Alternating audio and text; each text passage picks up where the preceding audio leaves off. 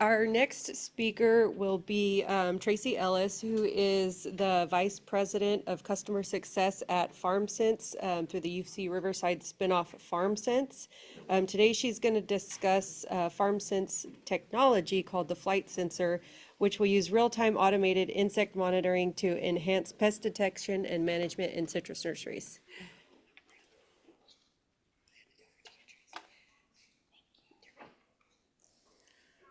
While she's changing the computer so that I can use PowerPoint, I wanted to introduce myself. I am from San Diego, and I worked for the Agricultural Commissioner's Office from 2007 until 2020 as the county entomologist, and I have been involved with a lot of quarantines. And also I worked for the USDA and the CDFA in a Mexican fruit fly quarantine project. So I feel your pain. I was there when the Asian citrus psyllid came across the border in Mexico, from Calexico, up Route 94, and have looked a lot at yellow sticky traps in my life.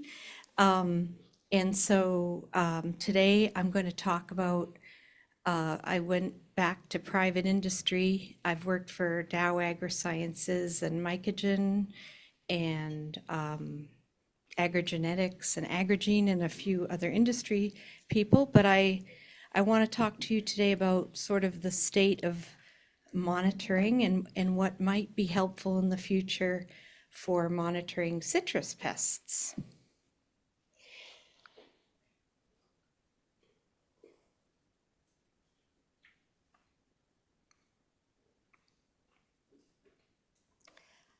FarmSense always has me run a disclaimer, corporate disclaimer. Okay, so we are in the age of using computing for monitoring insects, and actually I was delighted to see the person mention machine learning for his mixture, his scent mixture. But the rapid data collection with automation and digitization of the data you get from your traps is really amazing.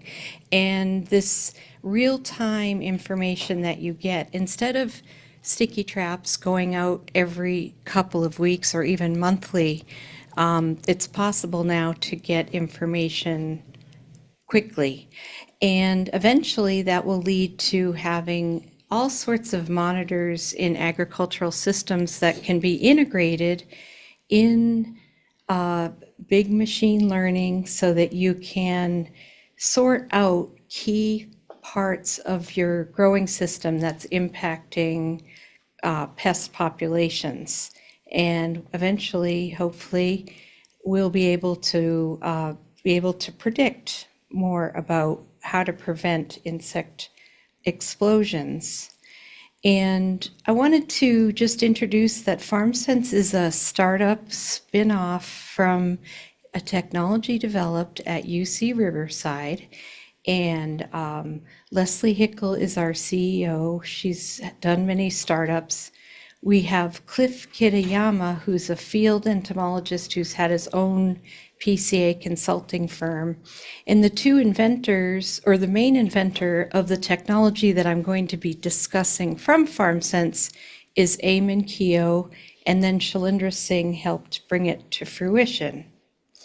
Now, all of us in the room want to develop systems that maintain pests below the economic injury level in a sustainable fashion, where you don't have big fluctuations in populations. And as you know, when you have a quarantine pest, this really doesn't apply. You're doing everything to keep that population under control. But I just wanted to remind people about how our goal is to maintain populations in sustainable ways. And insect pest monitoring really is a relative method of getting a true value of what the absolute population is. And with insect pest monitoring, we always keep track of the temperature because insects develop by temperature, and we'll know when we need to start monitoring based on the degree days. And we also are able, in synchronized populations, to estimate when the key flights are or the main activities of the insect are going to be. And we quantify the numbers through pest sampling, and it allows us to compare between time, locations, and seasons, where you can compare trap counts from, a grove in San Diego versus a grove here if you're using the same methods. And this numerical information is summarized, tabulated, graphed, and we endeavor to make these comparisons in order to estimate what are the future population trends. Now, the ideal insect monitoring method is really early recognition of pest issues, early arrival of pet individuals. I mean, that's what we were trying to do with Asian citrusillid, setting up traps on the border, knowing that it was coming from Mexico. It had been tracked from Mexico back before that, from where it was, and we knew it was coming. We weren't good at recognizing the fact that it was already in the LA basin before we really, it was established there, but we weren't monitoring there. The other part about is we want real-time information. This 2-week lag period or 4-week lag period really sets us behind the curve. And it would be great to know what time it arrived as well. What time of the day are these things active? Do we really know what factors in the environment make them here today, not tomorrow? And we want to have communication and alerts from our monitoring so that we know when they arrive. And even better yet, can you imagine being able to have one monitor for various pests? Use your imagination, put your wish list together, and be able to monitor both the predator or the pest. Maybe be able to monitor and make decisions based on how many predators you have out in the field at that time as well, and to get away from sticky paper. Lately, since the monitoring techniques have grown since the advent of digitization, filming, video, cameras, and uploading in the past decade. And so I just wanted to go over again, sticky traps, baited with lures. The gentleman before us, if he could figure out a way to attract ACP, that would work really well with the system here using cameras. You want to be able to have a lure with your trap. The way that we trap ACP, it's really hit or miss, but it does work. I've seen a lot of traps with ACP on it. It's just not great. And we don't know what time they arrive. And we have to go around in a truck and check every trap all day long, every day, all around California. And we also do, I think it might be that people are using tablets to record the ACP, but because ACP is so small, those traps usually have to be brought in and looked at under a microscope. I don't know, that's what I did. I don't know if anything's improved, but usually it has to be verified by somebody in the lab, used for sampling for HLB, and then, and so it's not just like a field collection thing. This is something that takes an extra step. And so right now, there's been a lot of interest in camera, video, and monitoring. And so there's a simple thing where you can just station a camera over your sticky trap, handmade, homemade, and take a picture and then have that and then pick up your camera and see what you caught last night, to really pretty advanced systems of having cameras take pictures and upload every day. Now, monitoring with videos, you still have to go out in the field, download the video, and then bring it to a computer and analyze it. But this is what AI is doing right now within the moth area, is that they are able to collect and teach the computer how to recognize an image. Okay, so they make a big database of what that pest looks like. 1,000 million different images of that pest goes into a database, so that then the computer, when it looks at the sticky trap, can tell you, oh, it makes a decision, and that's called artificial intelligence. That bug on that trap fits into this category. So that's navel orangeworm, and this bug over here fits into this category, and so that's, Indian meal moth. And so these optical recognition systems are being used in traps that are available nowadays, and might be good for Asian citrus psyllid, and using it on sticky traps. And video recording actually of an insect for studies about where bees go and how many times they visit flowers and things are actually more accurate than our own eye as far as following where the bee goes in a pattern, because we can't track it as fast as the bugs fly. So the video monitoring is really good. It's just very labor intensive. And so the other thing that gets the other step up, besides cameras and using cameras, is to upload that. Uploading it to a computer where it processes it for, does it fit into this category or this category? And is it a navel orangeworm or is it an Indian meal moth? And then you get the alert on your phone. So, or your computer, and you get a little desktop app that does it. And so the FarmSense, the company that I'm working with, has a device that's completely different from camera or video monitoring. And we would like to call it pseudo acoustic sensors. And you have a picture of Shalindra and Eamon here, and you have a picture of the device. And I didn't bring the device today. I'm sorry.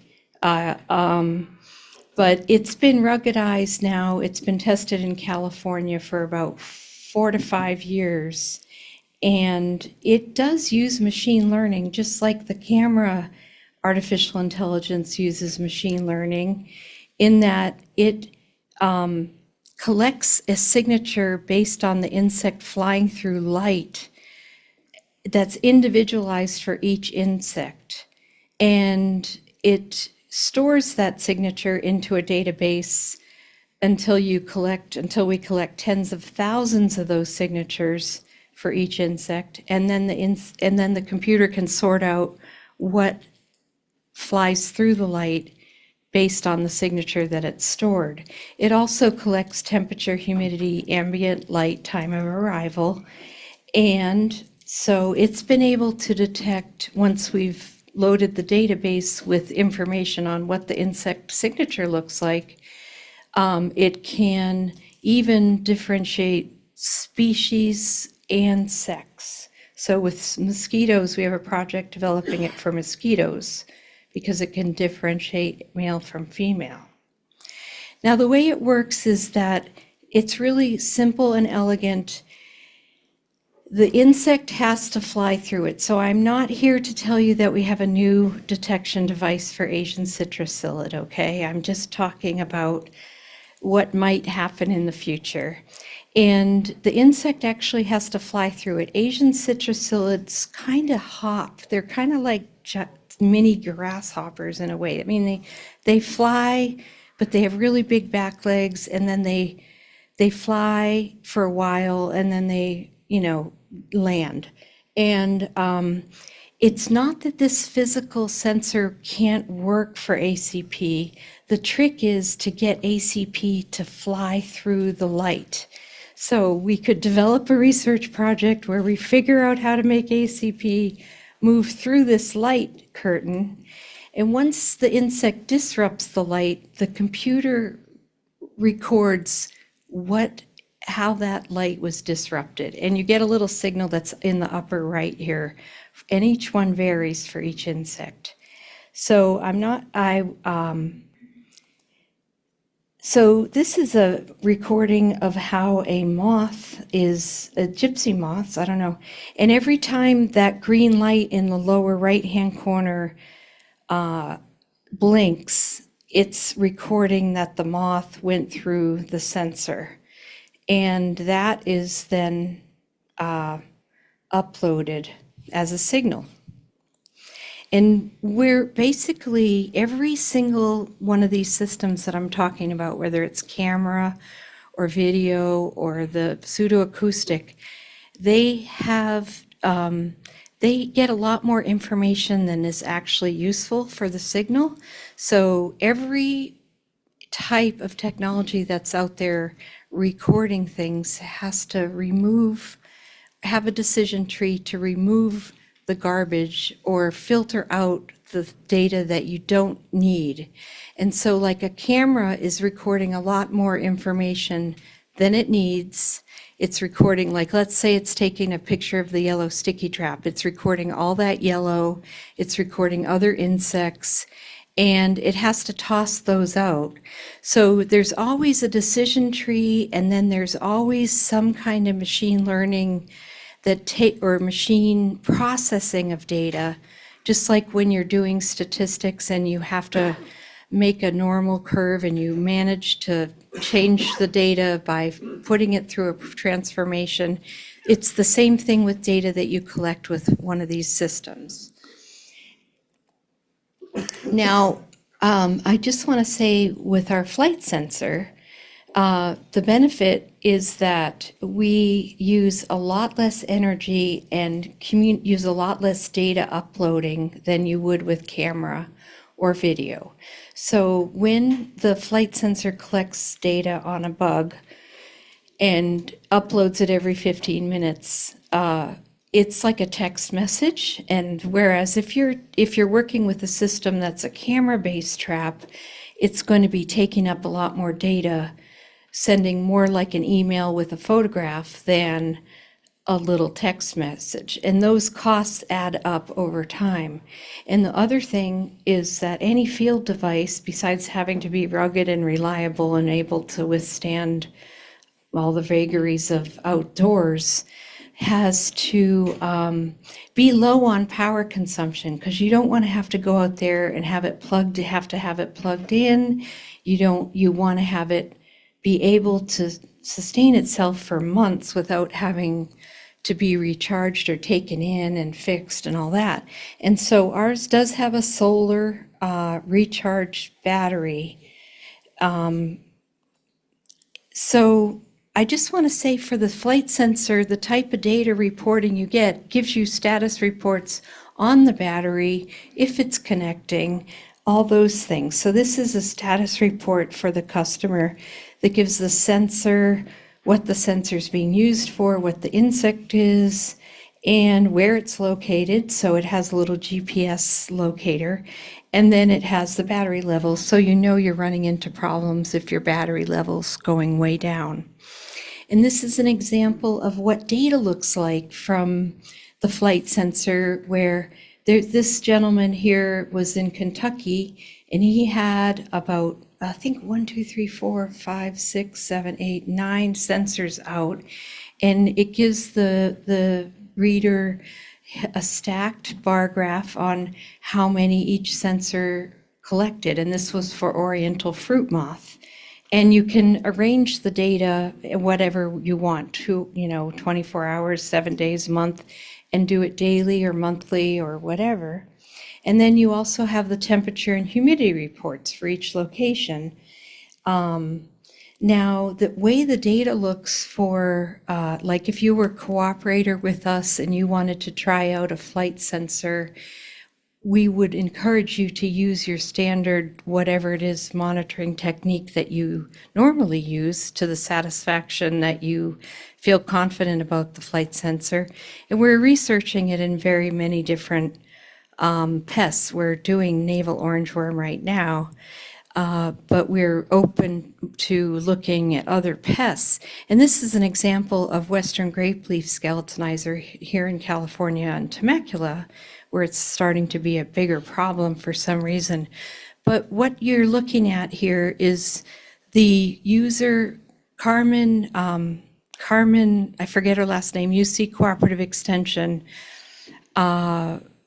she put a yellow sticky trap inside the flight sensor to verify that we were actually collecting grapeleaf skeletonizer with the attractant for grapeleaf skeletonizer in there. And you can do this by camera. You know, you can set up a camera to verify what bugs you're going through the flight sensor.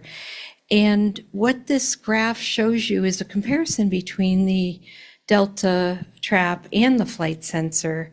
And I kind of cherry picked this data just to show you the correlation between the flight sensor and the Delta trap line up very well for the first and second generation of the moth flight. And on the lower x-axis where the bar graphs are, that's the individual counts from the flight sensor. And the line graph has those individual counts summed to match the date of collection that the sticky trap was being evaluated. So it's just wanted to let you know that we had the UC Cooperative Extension degree day model perfectly overlay the data for the flight sensor and the and then if some of you have seen Mark Hoddle's talk about, just wanted to mention the Argentine ant, those little clickers, those little, he's measuring the ant volume in his groves and getting heat maps from where the ants are trailing on the irrigation line. Those were made by FarmSense as well. And so right now, artificial intelligence is being used and machine learning is being used in insect monitoring for all sorts of different types. There is infrared radar and LiDAR being used too. I don't know if it would apply to Asian citrusillid, but there's a person at the University of Wisconsin-Madison who's doing a lot of work with pollinators and systems, and it's kind of like using radar over your field. And we're doing, it's trying to cut down on the amount of manual labor being done. And eventually, hopefully, there'll be a lot of digital sensors where people can get a whole picture of the agro ecosystem and accumulate data from many seasons, cropping cycles, and locations, and be able to foresee pest explosions a little bit better. And I just wanted to say, I don't think this is going to happen overnight, though we've been trying to predict the weather for a very long time. And this is a graph of wind speed and all the accompanying models. But the wind speed, they're getting a lot better at predicting it, but it's still obviously not perfect. And you have to, so it takes a lot of data sharing and people giving a lot of thought into what's going to make the best model. And some models work better under certain circumstances than others. And so one thing about this real-time data that you're getting from these individual monitoring systems is it enables you to actually be able to use some real-time economic data in terms of the cost of control and the amount of return you're going to get on your crop at the end of the season current. So real-time data is important already, I think, for people to know where their populations stand and be able to make economic decisions on whether they want to treat or not treat. And so really there's amazing benefits to rapid data collection from automating monitoring. I'm very interested in using the flight sensor for the exotic fruit flies because they have a good bait and they fly through things. So that might be something that we can look at with the flight sensor. And thank you very much for listening. And I hope you have a nice conference here. It's really great to hear all about citrus again. It's been a while. So thanks.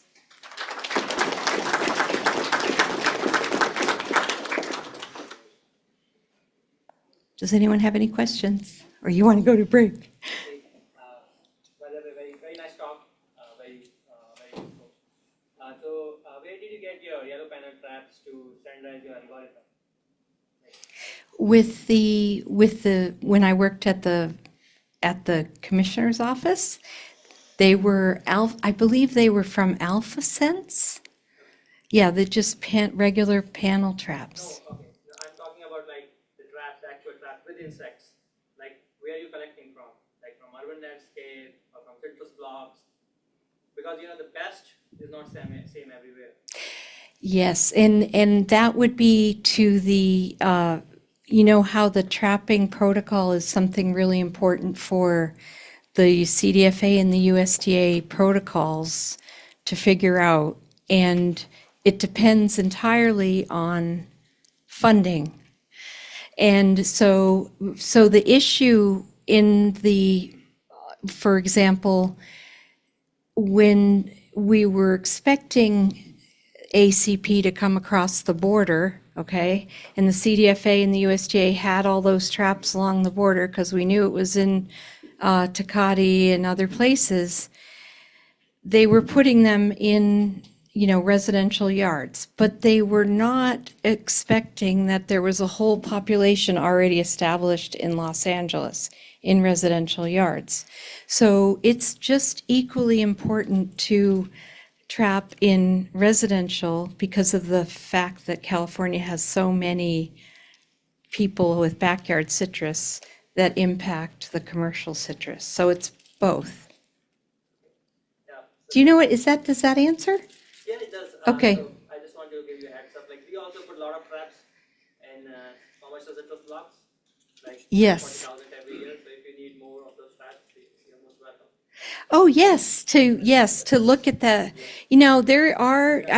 I think that you should probably look at, there's a new automated camera trap that has like a big yellow sticky trap on there. And I think there are new developments.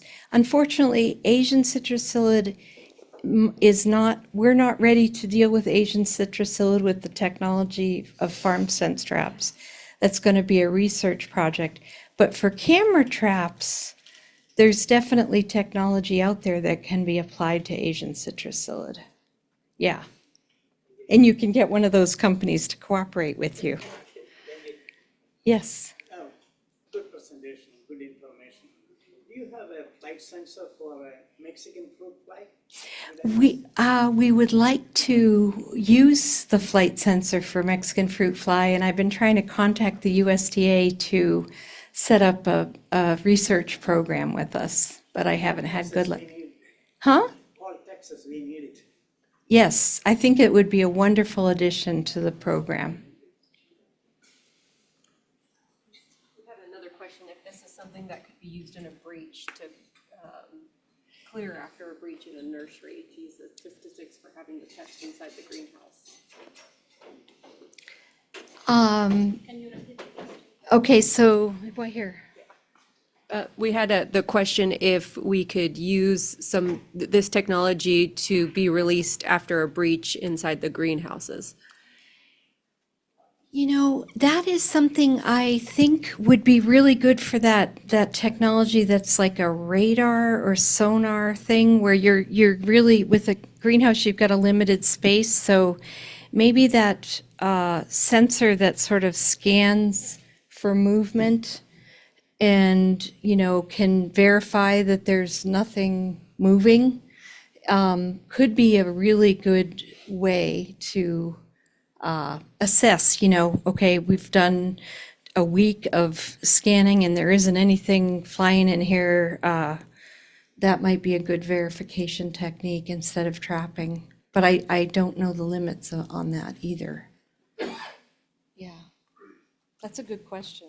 What's the cost of a unit? For the flight sensor, okay, so the automated camera traps from other companies are running quite high, okay? They're 700 and something per unit. The flight sensor is running at $299 a unit, and it's a subscription. It's a service, it's hardware as a service. So your hardware, it's your data. It's basically your data. And we actually are launching it into almonds and pistachios and walnuts for navel orangeworm. So that's our target market. So then you have a cost for the algorithm, like AI-based. That's all in there, yeah. Part of that. Mm-hmm. And the thing is that the almonds, walnuts, and pistachios use these sensors at like 1 per 20 acres, or 1 per 5 acres, or 1, at the most, maybe 1 per 5 acres. So it's much more economical than putting a sticky trap every, I'm not sure what, yeah. Yeah, but the real-time data and the fact that you're amassing data over time really is going to lead to insights over population trends, what makes the insect come out, when's it's flying, and this sensor gives you the actual time of day. So like, one of the things we found out about the moths is they're only flying like 2 hours during the night in the morning. And so that's one of the most amazing thing is you actually get to see the daytime activity. So if you're going to spray, you want to maybe go out when they're most active, or maybe you don't. Maybe you're aiming for where they hide, but depending on where they are and what activity they have, I think that the daily activity of the bug might help with control methods too.